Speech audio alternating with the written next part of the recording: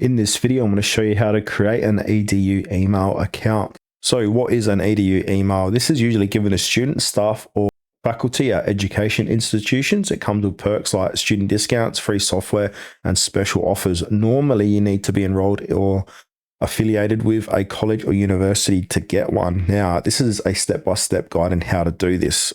So option one is to enroll in a college or university. So there are plenty online to choose from. So just simply apply to a community college, university, or online program. Many community colleges accept quick enrollments, even for a single class. So once accepted, the school will provide you with login credentials, access to the school's portal, and set you up with that .edu email. And now this is often powered by Gmail or Outlook.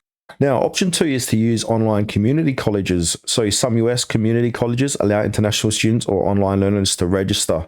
So just do a search for community colleges with open admissions, for example, California, New York community colleges, and then just simply register for a course. Sometimes these can be as low as $10 to $20.